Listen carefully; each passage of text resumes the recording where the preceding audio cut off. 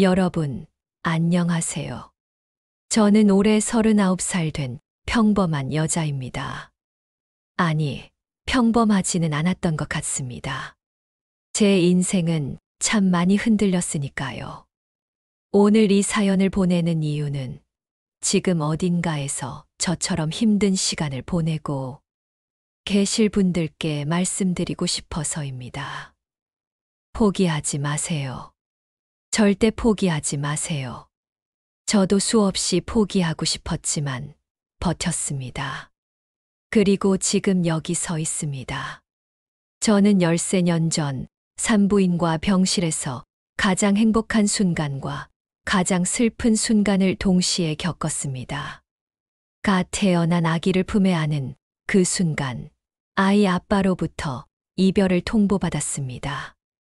각서 한 장과 돈 봉투를 받고 사랑했던 사람과 영원히 헤어졌습니다. 그때 저는 세상이 무너지는 줄 알았습니다. 사랑도 가족도 미래도 모두 잃었다고 생각했습니다. 병실 침대에 누워 천장을 바라보며 수없이 울었습니다. 왜 저는 고아로 태어났을까? 왜 저는 사랑받을 자격이 없을까? 그런 생각들이 머릿속을 가득 채웠습니다. 하지만 지금 돌이켜보니 그 순간이 제 인생의 진짜 시작이었습니다. 버림받은 그 순간부터 저는 진짜 강한 사람이 되어갔습니다. 누구도 믿을 수 없었지만 제 자신만은 믿을 수 있었습니다. 아무도 지켜주지 않았지만 제 아이만큼은 제가 지켰습니다. 오늘 이 시간 제 이야기를 들려드리겠습니다. 부끄럽고 아픈 이야기지만 누군가에게는 힘이 될 수 있다고 믿습니다. 지금 힘든 시간을 보내고 계신 분들께 작은 위로가 되었으면 합니다.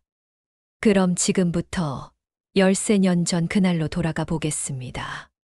13년 전 저는 26살이었습니다. 대학병원에서 간호조무사로 일하고 있었습니다. 고아원에서 자란 저에게 그 일자리는 정말 소중했습니다. 매달 받는 월급 160만 원으로 작은 원룸을 얻어 살았습니다. 보증금 500만 원, 월세 40만 원짜리 방이었습니다. 화장실 문이 삐걱거렸고 겨울에는 찬바람이 들어왔지만 제게는 세상에서 가장 소중한 공간이었습니다. 고아원을 떠난 지 6년째였습니다. 20살이 되던 해 저는 고아원 원장님께 인사를 드리고 세상으로 나왔습니다. 원장님은 제 손을 꼭 잡으시며 말씀하셨습니다. 수연아, 세상은 내가 생각하는 것보다 냉정해. 하지만 포기하지 마. 너는 착한 아이니까 분명 좋은 일이 생길 거야. 그 말씀을 가슴에 새기고 살았습니다. 병원 일은 힘들었지만 보람 있었습니다. 새벽 6시에 출근해서 저녁 6시까지 일했습니다. 환자들의 침대 시트를 갈고 식사를 돕고 휠체어를 밀어드렸습니다. 몸은 힘들었지만 마음은 따뜻했습니다. 환자들이 건강해져서 퇴원하는 모습을 볼 때마다 뿌듯했습니다. 특히 할머니, 할아버지들이 제 손을 잡고 고맙다고 말씀하실 때면 제가 세상에 필요한 사람이라는 생각이 들었습니다. 그렇게 성실하게 일하던 어느 날 정형외과에 새로운 전공의가 부임했습니다. 바로 강민호였습니다. 민호는 키가 180cm는 되어 보였고 단정한 인상이었습니다. 하지만 그보다 더 매력적이었던 건 환자들을 대하는 태도였습니다. 첫날부터 민호는 달랐습니다. 다른 의사들은 바쁘다는 이유로 환자들을 빠르게 진료했지만 민호는 달랐습니다.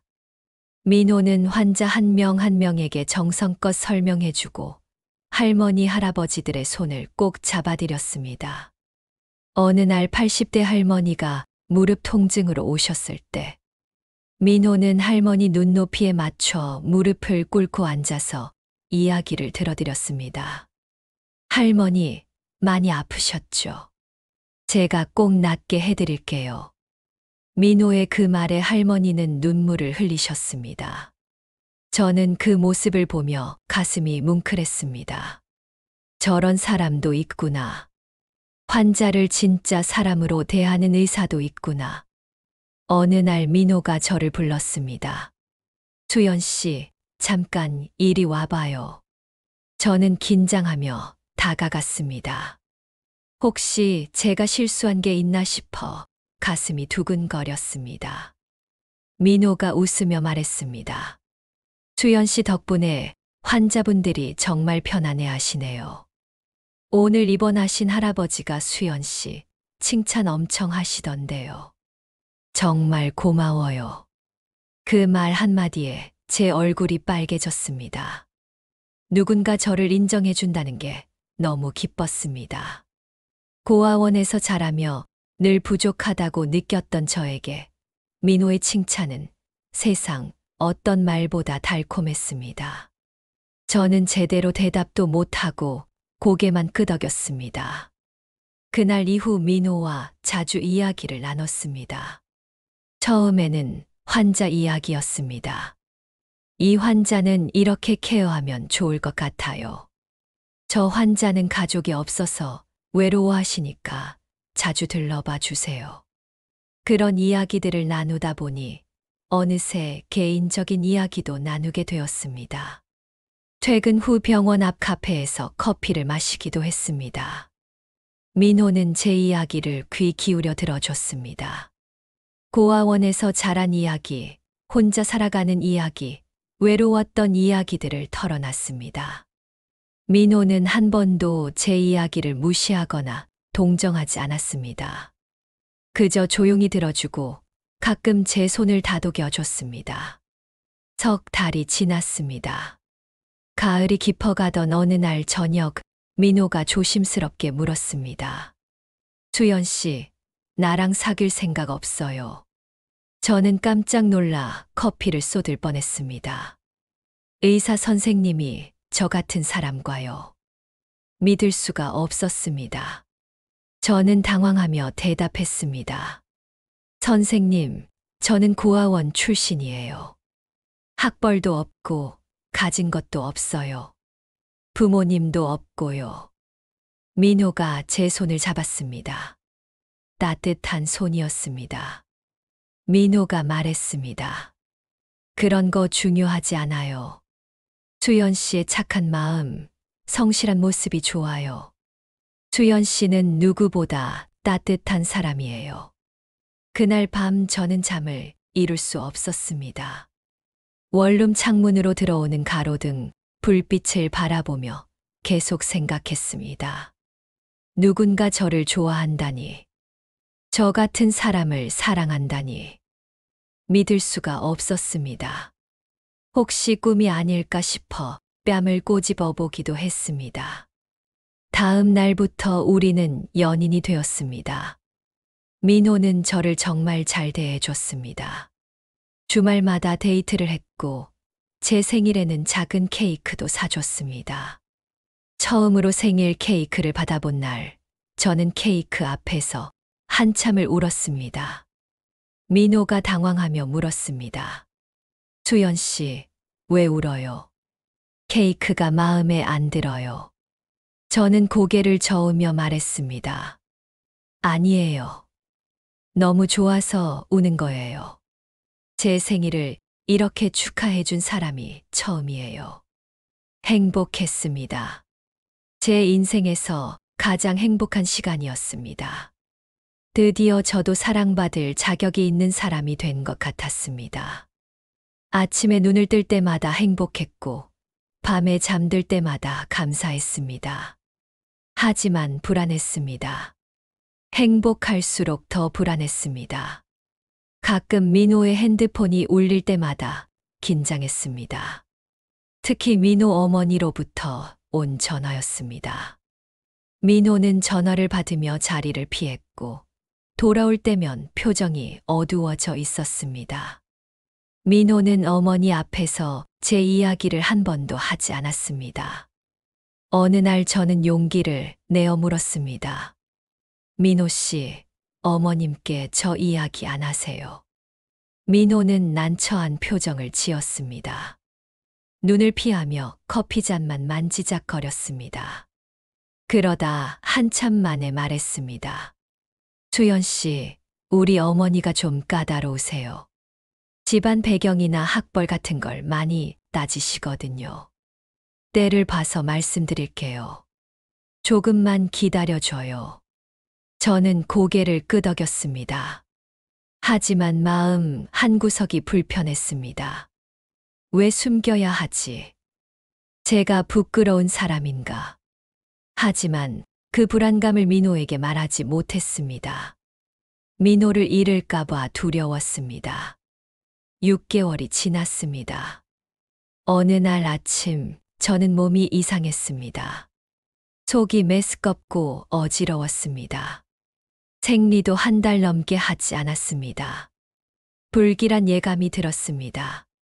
퇴근 후 약국에 들러 임신 테스트기를 샀습니다. 손이 떨렸습니다. 집에 와서 화장실에서 테스트를 했습니다. 2줄이 떴습니다. 선명한 2줄이었습니다. 저는 화장실 바닥에 주저앉았습니다. 머릿속이 하얘졌습니다. 어떻게 하지? 민호에게 어떻게 말하지? 한참을 그 자리에 앉아 있었습니다. 밖에서는 이웃집 아이 우는 소리가 들렸습니다. 제 배 속에도 저런 아기가 있구나. 그 생각을 하니 눈물이 났습니다. 그날 저녁 민호를 만났습니다. 공원 벤치에 앉아 한참을 말을 꺼내지 못했습니다.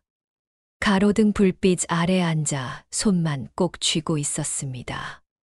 민호가 물었습니다. 수연 씨, 무슨 일 있어요? 얼굴이 안 좋아 보여요. 괜찮으세요? 저는 떨리는 목소리로 말했습니다. 민호 씨, 저 아기가 생겼어요. 민호의 얼굴이 굳어졌습니다. 웃고 있던 얼굴이 순식간에 굳어지는 걸 봤습니다. 한참 동안 아무 말도 하지 않았습니다. 민호는 벤치에서 일어나 몇 걸음 걷다가 다시 돌아왔습니다. 손으로 얼굴을 문지르며 한숨을 쉬었습니다. 저는 가슴이 철렁했습니다. 민호가 다시 앉으며 입을 열었습니다. 수연 씨, 미안해요. 제가 조심하지 못했네요. 저는 물었습니다. 우리 어떻게 할까요? 민호가 한참을 고민하더니 대답했습니다. 일단 제 부모님께 말씀드려야 할 것 같아요. 수연 씨와 결혼하고 싶다고 말씀드릴게요. 저는 안도했습니다. 민호가 책임지려고 하는구나. 우리 결혼하게 되는구나. 불안했지만 한편으로는 기뻤습니다. 드디어 저도 가족이 생기는구나. 하지만 그건 제 착각이었습니다. 일주일 후 민호가 저를 부모님께 소개했습니다. 민호 부모님은 강남에 큰 집을 가지고 계셨습니다. 고급 아파트 30층에 사셨습니다. 엘리베이터를 타고 올라가는 내내 제 심장은 미친 듯이 뛰었습니다. 손에서 땀이 났습니다. 민호가 제 손을 꼭 잡아줬습니다. 괜찮을 거예요. 민호가 속삭였지만 민호의 손도 축축했습니다. 민호 아버지는 대학병원 원장이었고 어머니는 의사 집안 출신이었습니다. 현관문을 열고 들어서는 순간부터 냉기가 느껴졌습니다. 현관 신발장부터 달랐습니다. 제가 사는 원룸 전체보다 넓어 보였습니다. 거실로 들어가니 민호 어머니가 소파에 앉아 계셨습니다. 명품 옷을 입고 계셨고 손에는 커다란 반지가 끼워져 있었습니다. 민호 어머니는 저를 위아래로 훑어봤습니다. 마치 물건을 감정하듯이 천천히 살폈습니다. 그 시선이 너무 날카로워서 저는 고개를 들 수가 없었습니다. 거실 소파에 앉았습니다. 저는 가방을 무릎 위에 올려놓고 두 손으로 꼭 쥐었습니다. 민호 어머니가 차가운 목소리로 물었습니다. 이름이 뭐라고 했죠? 저는 떨리는 목소리로 대답했습니다. 황수연입니다. 민호 어머니가 다시 물었습니다. 부모님은 뭐 하시고 어디 사세요? 저는 목소리를 낮춰 말했습니다. 저는 고아원에서 자랐습니다. 부모님이 안 계세요. 그 순간 분위기가 확 바뀌었습니다. 민호 어머니의 얼굴이 확 변했습니다. 민호 아버지도 신문에서 눈을 떼고 저를 쳐다봤습니다. 인상을 찌푸렸습니다. 민호 어머니가 소리쳤습니다. 민호야, 이게 무슨 짓이니? 고아 주제에 우리 아들한테 접근한 거야. 돈이 목적이지. 저는 얼어붙었습니다. 온몸이 굳어서 움직일 수가 없었습니다. 민호가 어머니를 말렸습니다. 어머니, 그런 말씀 하지 마세요. 수연 씨는 그런 사람 아니에요. 민호 어머니가 저를 쳐다보며 말했습니다. 그래요. 당신 지금 아기 있다며. 그것도 다 계획한 거지. 우리 집안에 들어오려고. 얼마면 돼요? 얼마 받으면 내 아들한테서 떨어질 거예요. 저는 눈물이 났습니다. 목이 메어서 말이 나오지 않았습니다. 아니에요. 저는 그런 사람 아니에요. 겨우 그 말만 했습니다. 민호 어머니가 비웃었습니다. 그런 사람 아니라고. 고아 주제의 의사 아들한테 달라붙은 주제에. 당신 같은 사람이 우리 집안에 들어올 생각은 하지도 마. 우리 집안이 얼마나 오래된 의사 집안인 줄 알아요. 당신 같은 사람 때문에 집안 망치게 할 수 없어. 민호가 일어서며 말했습니다. 어머니, 저 수연 씨 사랑해요. 결혼하고 싶어요. 아기도 제 아이예요. 책임질 거예요. 민호 아버지가 처음으로 입을 열었습니다. 목소리가 차가웠습니다. 민호야, 정신 차려. 내가 누구랑 결혼할 수 있고 없는지도 모르니. 우리 집안 체면이 있어. 내가 저런 여자랑 결혼하면 너 의사 생활 끝이야. 내가 모든 걸 끊어버릴 거야. 저는 일어섰습니다. 더 이상 그 자리에 있을 수가 없었습니다. 떨리는 목소리로 말했습니다. 죄송합니다. 제가 물러나겠습니다. 민호 씨를 괴롭히고 싶지 않아요. 민호가 제 팔을 잡았습니다. 수연 씨, 안 돼요. 가지 마요. 저는 민호의 손을 뿌리쳤습니다. 민호 씨, 괜찮아요. 저는 갈게요.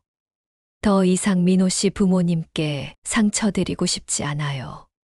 현관문을 나와 엘리베이터를 탔습니다. 엘리베이터 안에서 저는 주저앉았습니다. 거울에 비친 제 모습이 초라했습니다.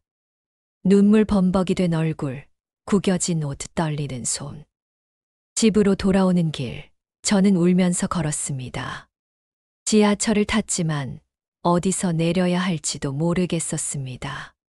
사람들이 저를 쳐다봤지만 신경 쓰지 않았습니다. 가슴이 너무 아팠습니다. 숨을 쉬기가 힘들었습니다. 왜 저는 고아로 태어났을까? 왜 저는 부모님이 없을까? 왜 저는 사랑받을 자격이 없을까? 그런 생각들이 머릿속을 가득 채웠습니다. 집에 도착해서 침대에 쓰러졌습니다.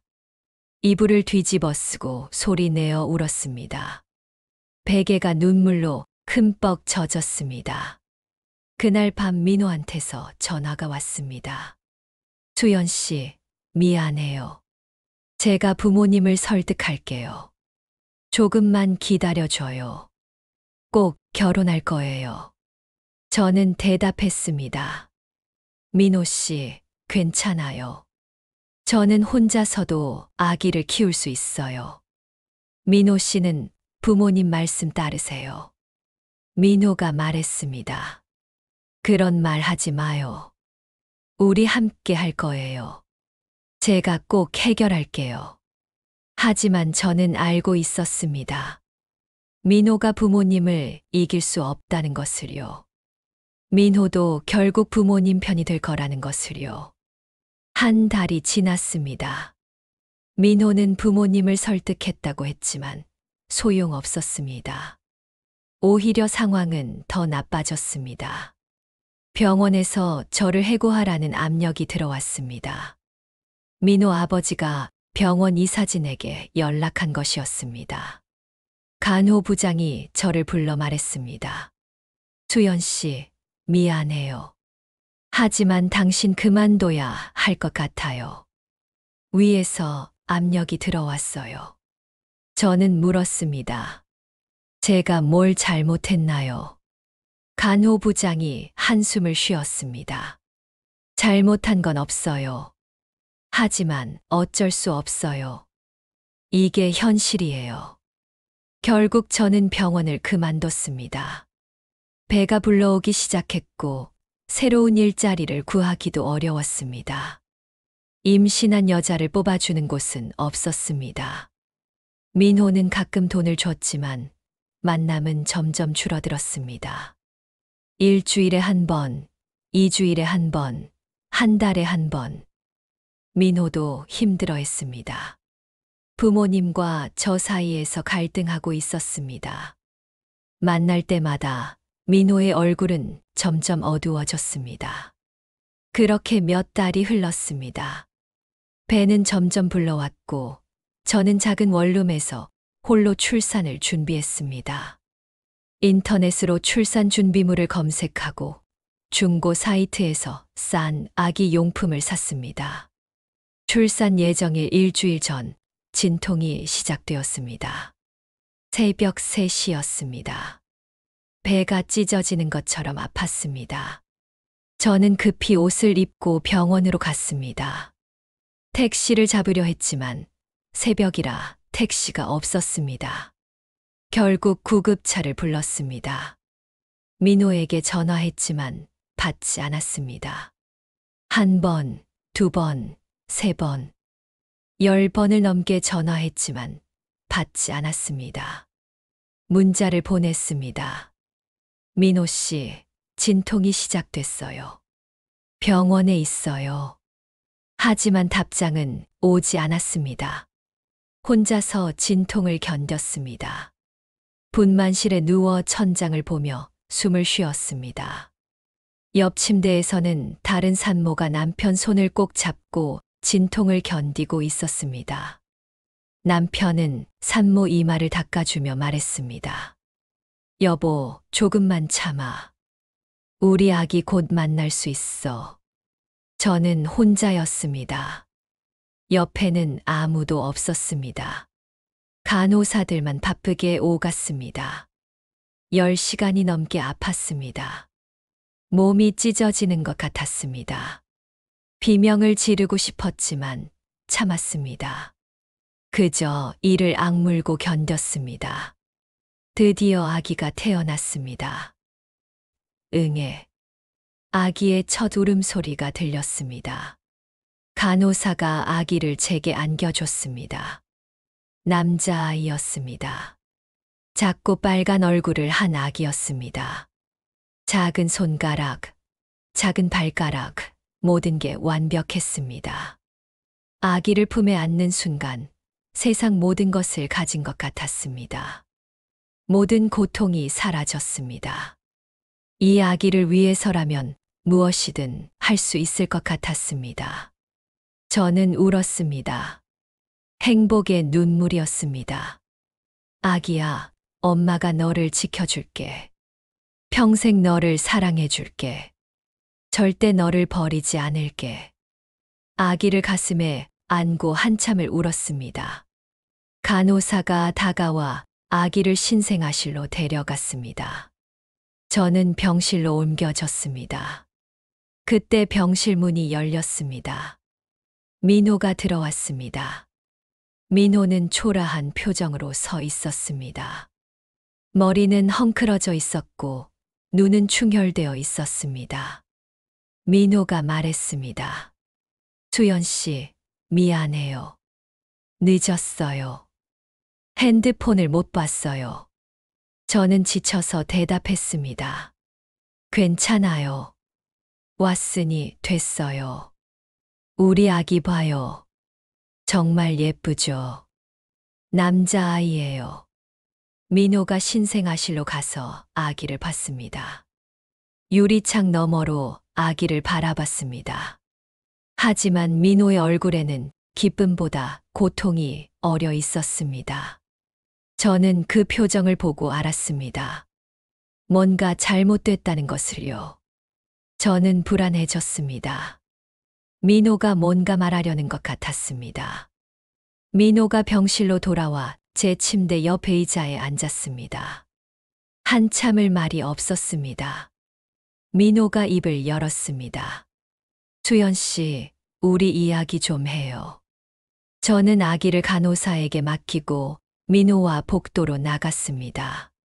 몸이 아팠지만 일어났습니다. 복도 창가에 섰습니다. 민호가 말했습니다. 수연 씨, 정말 미안해요. 하지만 우리 헤어져야 할 것 같아요. 그 순간 제 심장이 멈춘 것 같았습니다. 귀가 멍해졌습니다. 뭐라고요? 제가 물었습니다. 민호가 계속 말했습니다. 저도 노력했어요. 정말 많이 노력했어요. 한 달 내내 부모님을 설득했어요. 하지만 부모님이 절대 안 된대요. 제가 수연 씨랑 결혼하면 의사 자격증도 빼앗고 집안에서 쫓아낸대요. 전 재산을 기부해버린대요. 저는 물었습니다. 그래서 저와 아기를 버리겠다는 거예요. 방금 태어난 아기를요. 민호가 고개를 숙였습니다. 미안해요. 정말 미안해요. 하지만 저도 어쩔 수 없어요. 전 아직 전공이에요. 부모님 도움 없이는 살 수 없어요. 저는 웃었습니다. 비참한 웃음이었습니다. 그래요. 그렇게 하세요. 저는 괜찮아요. 민호가 봉투를 꺼냈습니다. 큰 봉투였습니다. 이건 위로금에 대한 합의각서예요. 그리고 이 각서에 사인해 주세요. 앞으로 저희 집안에 어떤 요구도 하지 않는다는 내용이에요. 아기 양육권도 포기하고 친자 확인도 하지 않겠다는 내용이에요. 저는 각서를 받아봤습니다. 눈물로 글씨가 보이지 않았습니다. 손이 떨려서 글씨가 흔들렸습니다. 저는 펜을 들어 사인했습니다. 그리고 말했습니다. 민호 씨, 행복하세요. 저는 제 아기랑 잘 살게요. 우리 아기 이름은 지호예요. 지혜롭게 자라라는 뜻이에요. 민호가 돌아서서 걸어갔습니다. 뒤도 돌아보지 않았습니다. 복도 끝까지 걸어가서 엘리베이터를 탔습니다. 문이 닫혔습니다. 저는 그 자리에 주저앉아 소리내어 울었습니다. 병원 복도에서 혼자 울었습니다. 지나가는 사람들이 쳐다봤지만 상관없었습니다. 세상이 무너지는 것 같았습니다. 다음 날 아침 민호 어머니가 찾아왔습니다. 고급 핸드백을 들고 선글라스를 낀 채 왔습니다. 병실 문을 열고 들어와 차갑게 봉투를 던지며 말했습니다. 이 돈으로 작은 집 하나 사. 그리고 다시는 우리 앞에 나타나지 마. 이 각서 잘 지켜. 만약 우리한테 연락하거나 돈 요구하면 법적으로 대응할 거야. 봉투를 열어보니 8천만 원이 들어 있었습니다. 저는 그 돈을 바라보며 생각했습니다. 이게 내 사랑의 값인가? 이게 내 아기의 값인가? 민호 어머니가 마지막으로 말했습니다. 내가 우리 아들 인생 망치려고 했지만 다행히 정신 차렸어. 고아 주제의 꿈도 컸네. 앞으로 내 인생 내가 알아서 살아. 우리랑은 남이야. 저는 아무 말도 하지 않았습니다. 말할 힘도 없었습니다. 그저 침대에 누워 천장을 바라봤습니다. 민호 어머니가 떠나고 간호사가 아기를 데려왔습니다. 수유 시간이었습니다. 저는 아기를 안았습니다. 아기는 평화롭게 잠들어 있었습니다. 작은 입술이 움직이고 있었습니다. 저는 속삭였습니다. 지호야, 우리 둘이서 살자. 엄마가 너를 절대 포기하지 않을게. 세상이 우리를 버려도 엄마는 너를 지킬게. 퇴원 후 저는 그 돈으로 작은 집을 샀습니다. 외곽 지역의 낡은 연립주택이었습니다. 6천만 원 주고 샀습니다. 20년 된 건물이었고 벽지는 누렇게 변색되어 있었습니다. 하지만 제 집이었습니다. 처음으로 제 이름으로 된 집이었습니다. 남은 2천만 원은 통장에 넣어뒀습니다. 생활비로 아껴 써야 했습니다. 계산해 보니 한 달에 100만 원씩 쓰면 20개월을 버틸 수 있었습니다. 지호를 키우는 일은 상상 이상으로 힘들었습니다. 밤새 울어대는 아기 때문에 잠을 잘 수 없었습니다. 2시간마다 깼습니다. 아기에게 분유를 주고 기저귀 갈고 트림시키고 반복이었습니다. 기저귀를 갈다가 실수로 오줌을 맞기도 했습니다. 분유를 타다가 온도를 잘못 맞춰 지호가 입을 대기도 했습니다. 트림을 시키지 못해 지호가 토하기도 했습니다. 모든 것이 서툴렀습니다. 100일이 되었습니다. 지호는 조금씩 자라고 있었습니다. 웃기 시작했습니다. 제 얼굴을 보면 방긋 웃었습니다. 그 웃음을 보면 모든 피로가 사라졌습니다. 하지만 돈은 계속 줄어들었습니다. 분유값, 기저귀값, 병원비. 생각보다 돈이 많이 들었습니다. 이대로 가다가는 1년도 못 버틸 것 같았습니다. 저는 일을 시작해야 했습니다. 어린이집에 지호를 맡기고 식당에서 설거지 일을 시작했습니다. 아침 8시부터 저녁 6시까지 일했습니다. 하루 8시간 일해서 100만 원을 받았습니다. 어린이집비 50만 원을 내고 나면 50만 원이 남았습니다. 집 관리비 10만 원, 전기세 5만 원, 수도세 3만 원, 인터넷비 2만 원을 내고 나면 30만 원이 남았습니다. 30만 원으로 한 달을 살았습니다. 저는 밥을 거르고 헌 옷을 입었습니다. 겨울에도 난방을 거의 켜지 않았습니다. 이불을 여러 장 덮고 잤습니다. 하지만 지호에게는 좋은 분유를 사주고 깨끗한 옷을 입혔습니다. 난방도 항상 켜뒀습니다. 1년이 지났습니다. 2년이 지났습니다. 지호는 무럭무럭 자랐습니다. 걷기 시작했고 말도 하기 시작했습니다. 엄마. 지호가 처음으로 저를 부른 날 저는 울었습니다. 지호는 똑똑한 아이였습니다. 책을 좋아했습니다. 저는 도서관에서 책을 빌려다 지호에게 읽어줬습니다. 매일 밤 자기 전에 책을 읽어줬습니다. 지호가 5살이 되었습니다. 어린이집에서 친구들과 잘 지냈습니다. 선생님이 칭찬했습니다. 지호가 정말 착해요. 친구들을 잘 도와줘요. 하지만 어느 날 지호가 물었습니다. 엄마, 우리 아빠는 어디 있어요? 친구들은 다 아빠가 있는데 나만 아빠가 없어. 제 가슴이 찢어지는 것 같았습니다. 저는 지호를 안으며 말했습니다. 지호야, 아빠는 하늘나라에 계셔.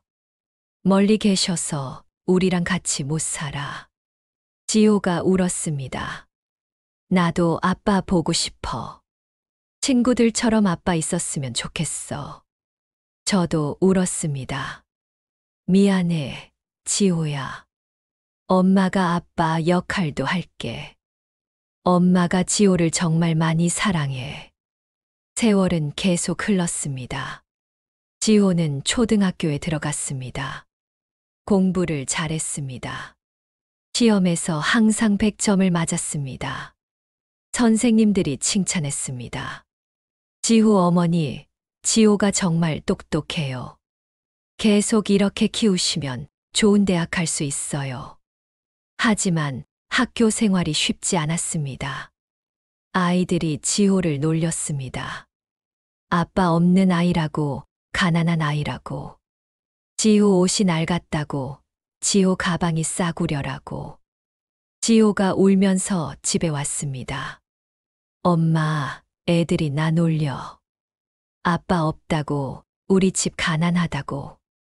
저는 지호를 안았습니다. 지호야, 괜찮아. 너는 소중한 아이야. 아빠가 없어도, 가난해도, 너는 훌륭한 사람이 될 수 있어. 하지만 속으로는 너무 미안했습니다. 제가 지호에게 이런 고통을 준 것 같았습니다. 제가 더 잘 벌지 못해서, 제가 좋은 집에서 살게 해주지 못해서, 지호가 고생하는 것 같았습니다. 지호가 10살이 되던 해 봄이었습니다.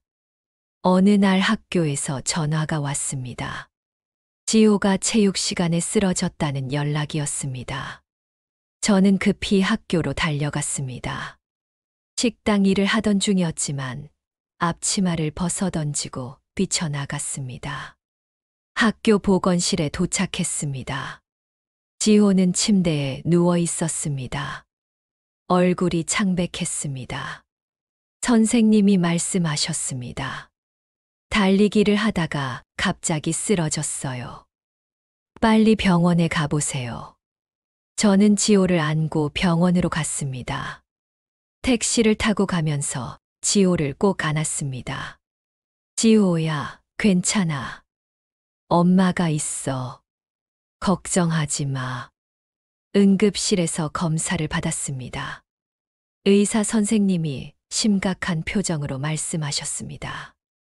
어머니, 아드님 혈액 검사 결과가 좋지 않습니다. 정밀 검사를 좀 해봐야겠습니다. 입원하셔야 할 것 같습니다. 그날부터 일주일간 검사를 받았습니다. 피 검사, 골수 검사, CT 촬영.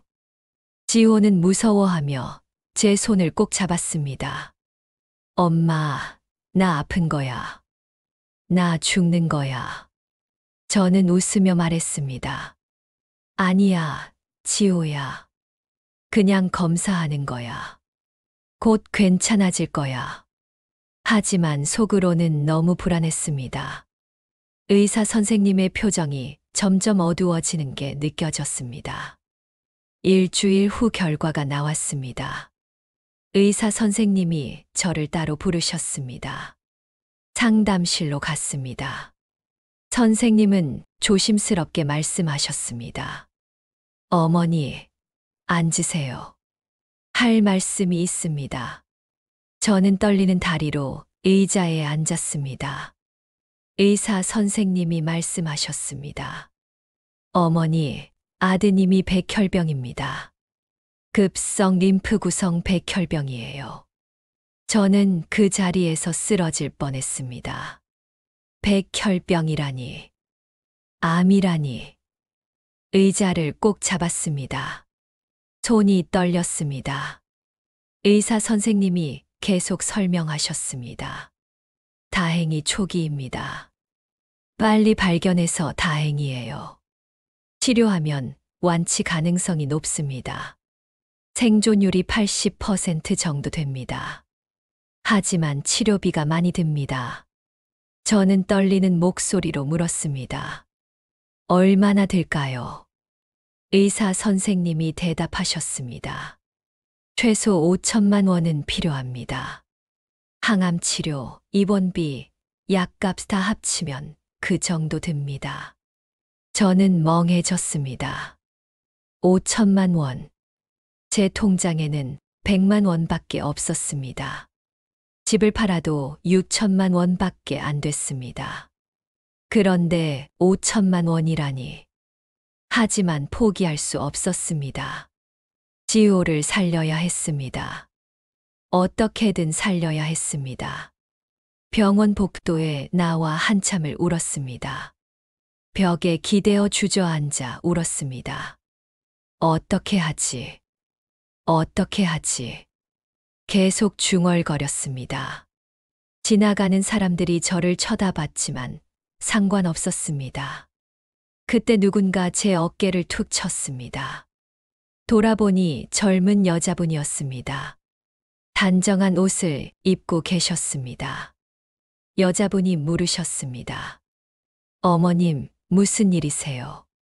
왜 우세요? 많이 힘드신가 봐요. 저는 고개를 들어 그분을 봤습니다. 낯익은 얼굴이었습니다. 어디서 본 것 같았습니다. 여자분이 다시 물으셨습니다. 어머님, 혹시 지호 어머니시죠? 저 지호 담임 황담인이에요. 저는 눈물을 닦으며 대답했습니다. 네, 맞아요. 선생님, 담임 선생님이 제 옆에 앉으셨습니다. 어머님, 무슨 일이세요? 지호한테 무슨 일 있어요? 저는 선생님께 모든 이야기를 했습니다. 지호의 병, 치료비 걱정, 모든 것을 털어놨습니다. 더 이상 숨길 수가 없었습니다. 담임 선생님이 제 손을 잡으셨습니다. 따뜻한 손이었습니다. 그리고 조심스럽게 물으셨습니다. 어머님 혹시 고아원에서 자라셨나요? 은혜마을 고아원이요. 저는 깜짝 놀랐습니다. 어떻게 아세요? 제가 물었습니다. 담임 선생님이 떨리는 목소리로 말씀하셨습니다. 어머님, 저 좀 자세히 봐주세요. 혹시 저 모르세요? 저는 담임 선생님을 자세히 봤습니다. 눈, 코, 입. 뭔가 익숙했습니다. 그리고 선생님 목에 있는 작은 점을 봤습니다. 그 순간 기억이 났습니다. 담임이 제가 속삭였습니다. 선생님이 눈물을 흘리셨습니다.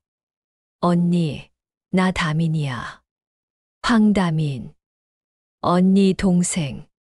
그 순간 저는 숨이 멎는 줄 알았습니다.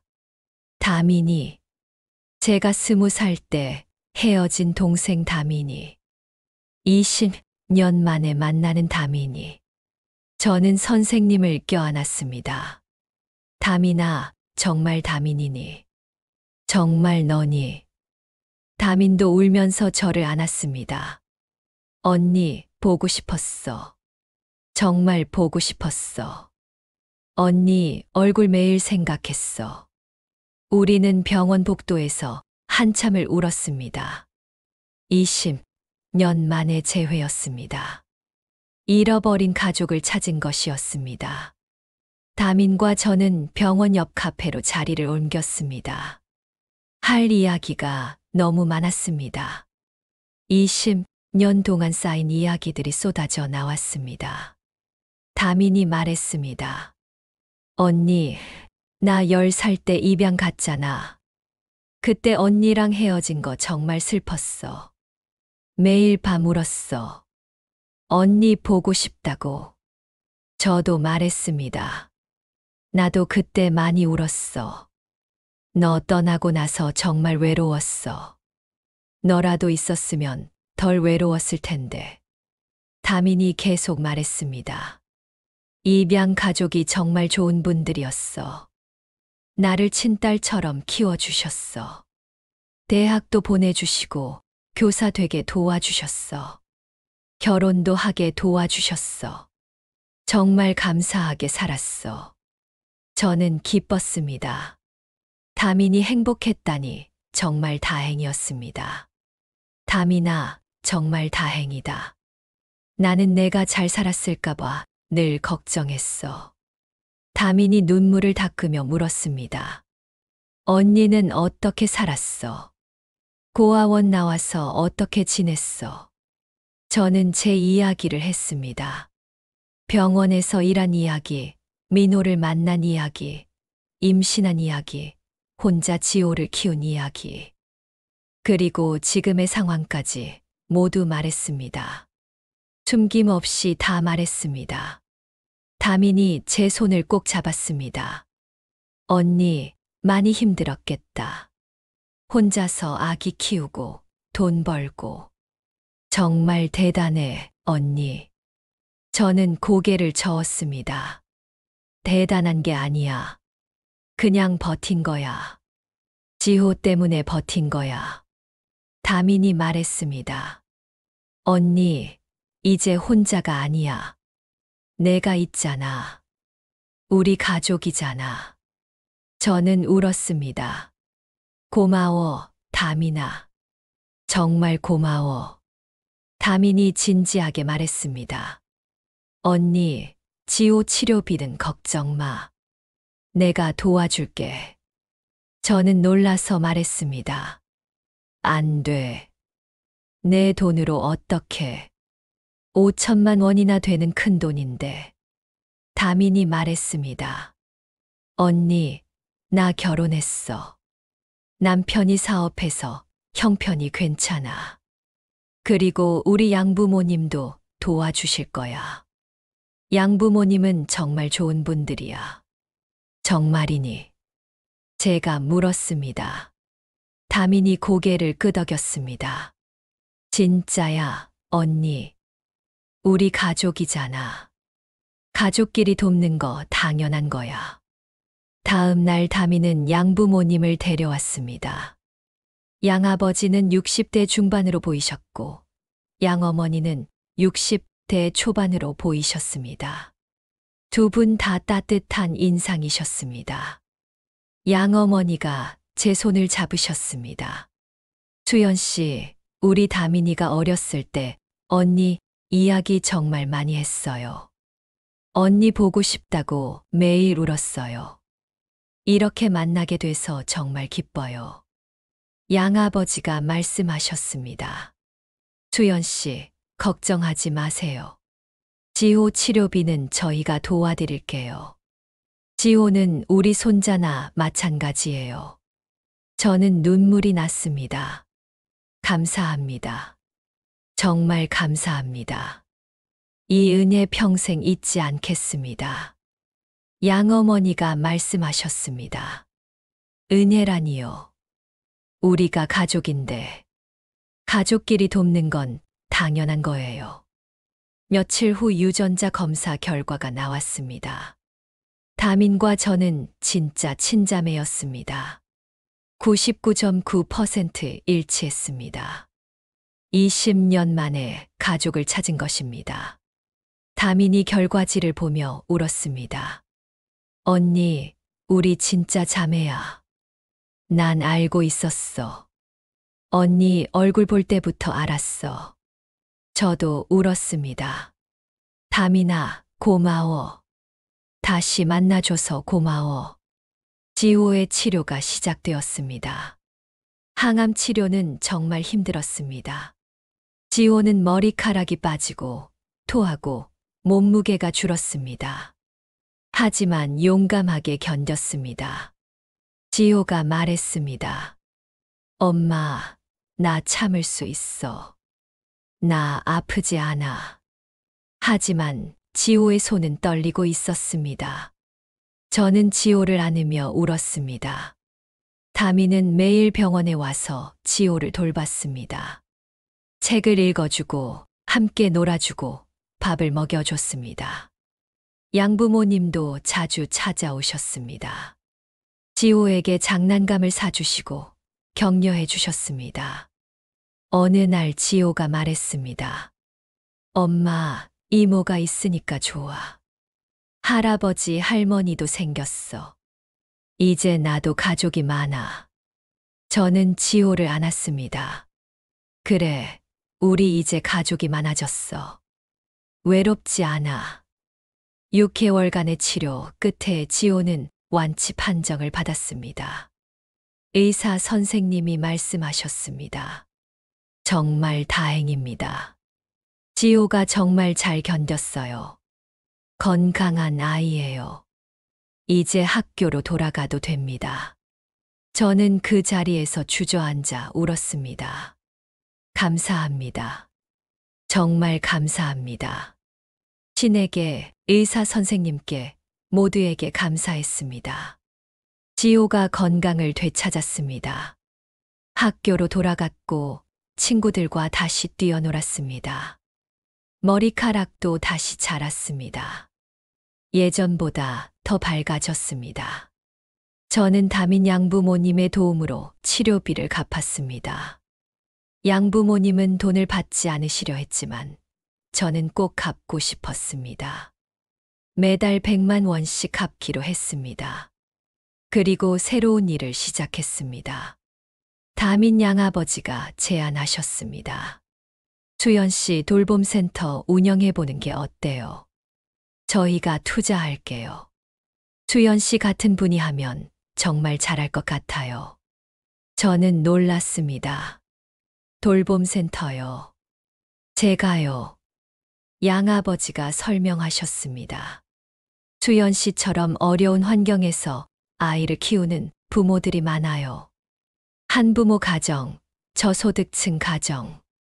그 사람들을 도와주는 일을 해보세요. 수연 씨가 제일 잘 아시잖아요. 그 어려움을. 저는 고민했습니다. 제가 할 수 있을까요? 저는 고등학교만 졸업했는데요. 다민이 말했습니다. 언니, 할 수 있어. 학력이 중요한 게 아니야. 마음이 중요한 거야. 언니만큼 그 어려움을 아는 사람이 없잖아. 언니만큼 진심으로 도와줄 수 있는 사람이 없어. 저는 용기를 냈습니다. 해볼게요. 제가 받은 도움을 다른 사람들에게 전하고 싶어요. 1년 동안 준비했습니다. 관련 자격증도 땄습니다. 돌봄센터 운영 교육도 받았습니다. 양아버지가 자금을 대주셨고 다민이 행정일을 도와줬습니다. 드디어 작은 돌봄센터를 열었습니다. 20평짜리 작은 공간이었습니다. 간판을 달았습니다. 희망돌봄센터. 저소득층 아이들을 무료로 돌보는 곳이었습니다. 아이들에게 밥을 주고 공부를 가르치고 사랑을 주었습니다. 처음에는 아이 5명으로 시작했습니다. 한부모 가정 아이들이었습니다. 엄마가 일하는 동안 아이들을 돌봤습니다. 숙제도 봐주고 책도 읽어주고 같이 놀아줬습니다. 하지만 입소문이 나면서 점점 많은 아이들이 왔습니다.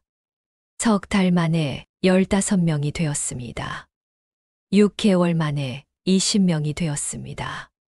저는 아이들 한 명 한 명을 제 자식처럼 대했습니다. 아이들의 이름을 외우고 좋아하는 것을 기억하고 생일을 챙겼습니다. 아이들이 웃는 모습을 보면 제 마음도 따뜻해졌습니다. 2년이 지났습니다. 돌봄센터는 3곳으로 늘어났습니다. 직원도 10명이 넘었습니다. 모두 저처럼 힘든 환경에서 자란 분들이었습니다. 한부모 엄마, 고아원 출신, 어려운 형편의 사람들. 어느 날 지호가 말했습니다. 엄마, 나도 커서 엄마처럼 사람들 도와주는 일 하고 싶어. 엄마처럼 착한 사람이 되고 싶어. 저는 지호를 안았습니다. 지호야, 고마워. 엄마 정말 자랑스러워. 내가 있어서 엄마는 행복해. 그로부터 1년 후였습니다. 어느 날 돌봄센터에서 일하고 있는데 누군가 문을 열고 들어왔습니다. 손님인가 싶어 돌아봤습니다. 민호였습니다. 10여 년 만에 보는 민호는 많이 늙어 있었습니다. 머리에 흰머리가 반 이상 섞여 있었고 얼굴에 주름이 깊었습니다. 등도 굽어 있었습니다. 민호가 조심스럽게 말했습니다. 수연 씨, 오랜만입니다. 저는 차분하게 대답했습니다. 무슨 일로 오셨어요? 민호가 말했습니다. 수연 씨한테 사과하러 왔어요. 그리고 지호를 보고 싶어서요. 지호가 제 아들이잖아요. 저는 팔짱을 끼고 물었습니다. 지금 와서 무슨 소용이에요? 13년 동안 어디 계셨어요? 민호가 고개를 숙였습니다. 알아요. 제가 너무 비겁했어요. 당신과 지호를 버린 거 평생 후회하며 살았어요. 매일 밤 지호 생각했어요. 내 아들이 어떻게 자라고 있을까? 건강할까? 행복할까? 저는 냉담하게 말했습니다. 후회해서 뭐가 달라지나요? 지호와 저는 당신 없이도 잘 살았어요. 당신 필요 없었어요. 민호가 눈물을 흘렸습니다. 알아요. 제가 자격이 없는 거 알아요. 하지만 한 번만 지호를 보게 해주세요. 멀리서라도 보고 싶어요. 저는 한숨을 쉬었습니다. 그리고 말했습니다. 지호가 결정할 일이에요. 제가 결정할 수 없어요. 지호는 이제 13살이에요. 스스로 판단할 수 있는 나이예요. 그날 저녁 지호에게 이야기했습니다. 지호야, 너 아빠가 널 보고 싶어 하셔. 지호가 놀랐습니다. 아빠요. 아빠가 살아 계셔요. 엄마가 하늘나라 가셨다고 했잖아요. 저는 고개를 숙였습니다. 미안해, 지호야. 엄마가 거짓말했어. 아빠는 살아 계셔. 하지만 우리를 버리셨어. 지호가 물었습니다. 왜요? 왜 우리를 버리셨어요? 저는 모든 이야기를 했습니다. 민호 이야기, 헤어진 이야기, 각서 이야기, 모든 것을 솔직하게 말했습니다. 지호는 들을 나이가 됐다고 생각했습니다. 지호는 한참을 말이 없었습니다. 창밖을 바라보며 생각했습니다. 그러더니 말했습니다. 엄마, 저는 아빠 안 만나도 돼요. 엄마 한 분으로 충분해요. 엄마가 저를 버리지 않고 키워주셨잖아요.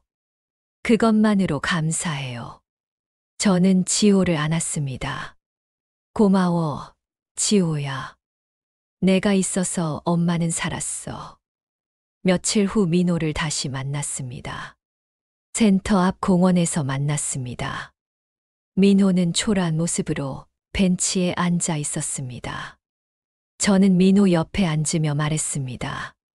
지호가 안 만나고 싶대요. 그리고 저도 당신을 다시 만날 생각 없어요. 민호가 고개를 숙였습니다. 알겠습니다. 제가 너무 늦었네요. 후회해도 소용없네요. 저는 마지막으로 말했습니다. 민호 씨, 당신 인생 잘 사세요. 저는 제 인생 살 거예요. 지호도 잘 크고 있어요. 당신 걱정은 하지 마세요. 민호가 물었습니다. 지호가 건강해요. 행복해요. 저는 대답했습니다. 네. 지호는 건강하고 행복해요. 착한 아이로 자라고 있어요. 민호가 눈물을 흘렸습니다. 다행이네요. 정말 다행이에요. 수연 씨, 고마워요. 지호 잘 키워줘서 고마워요. 저는 일어섰습니다. 그럼 이만 가볼게요. 안녕히 계세요. 민호가 돌아서서 걸어갔습니다. 저는 그 뒷모습을 보며 생각했습니다. 이제 정말 끝이구나. 이제 정말 자유로워졌구나. 더 이상 과거에 매달리지 않아도 되는구나. 여러분, 긴 이야기를 들어주셔서 감사합니다. 지금 제 나이는 39입니다. 지호는 13살이 되었습니다. 건강하고 씩씩하게 자라고 있습니다. 공부도 잘하고 친구들도 많습니다. 무엇보다 착한 마음을 가진 아이로 자라고 있습니다. 돌봄 센터는 5곳으로 늘어났습니다. 매년 100명이 넘는 아이들을 돌보고 있습니다. 저처럼 힘든 환경에서 아이를 키우는 부모들에게 희망을 주고 있습니다. 무료로 아이들을 돌보고 밥을 주고 공부를 가르치고 있습니다. 다미는 여전히 제 곁에 있습니다. 우리는 잃어버린 시간을 채우며 매일 감사하며 살고 있습니다. 일주일에 한 번씩 만나서 밥을 먹고 이야기를 나눕니다. 양부모님도 건강하십니다. 저는 그분들을 진짜 부모님처럼 모시고 있습니다. 명절에는 양부모님 댁에 가서 함께 시간을 보냅니다. 지호도 할아버지, 할머니를 정말 좋아합니다. 돌이켜보면 제 인생은 참 힘들었습니다. 사랑에 배신당했고 홀로 아이를 키우며 가난과 싸웠습니다. 아이가 병들었을 때는 세상이 무너지는 줄 알았습니다. 수없이 울었고 수없이 포기하고 싶었습니다. 하지만 포기하지 않았습니다. 한 번도 포기하지 않았습니다. 지호를 위해서 그리고 저 자신을 위해서 버텼습니다. 그리고 기적이 일어났습니다. 잃어버린 동생을 만났고 가족을 찾았고 새로운 삶을 시작했습니다. 이제 저는 누군가를 돕는 사람이 되었습니다. 이 사연을 듣고 계신 분들께 말씀드리고 싶습니다. 지금 힘든 시간을 보내고 계신가요? 포기하고 싶으신가요? 절대 포기하지 마세요. 인생은 참 신기합니다. 가장 어두운 순간에 빛이 찾아옵니다. 가장 외로운 순간에 사람이 나타납니다. 가장 절망스러운 순간에 기적이 일어납니다. 혼자서도 괜찮습니다. 가난해도 괜찮습니다. 상처받아도 버림받아도 괜찮습니다. 중요한 건 포기하지 않는 것입니다. 한 걸음씩 앞으로 나아가는 것입니다. 그러면 언젠가 여러분도 저처럼 웃으며 말할 수 있을 것입니다. 나는 해냈다고. 마지막으로 제 아들 지호에게 이 자리를 빌려 말하고 싶습니다. 지호야, 엄마가 세상에서 가장 사랑해. 너는 엄마의 빛이야. 엄마의 희망이야. 너를 위해서라면 엄마는 뭐든지 할 수 있어. 그리고 다미나, 다시 만나줘서 고마워. 언니 곁에 있어줘서 고마워. 평생 함께하자. 우리 이제 절대 헤어지지 말자. 오늘도 힘내세요. 여러분은 생각보다 강한 사람입니다. 여러분은 충분히 사랑받을 자격이 있습니다. 절대 포기하지 마세요. 감사합니다.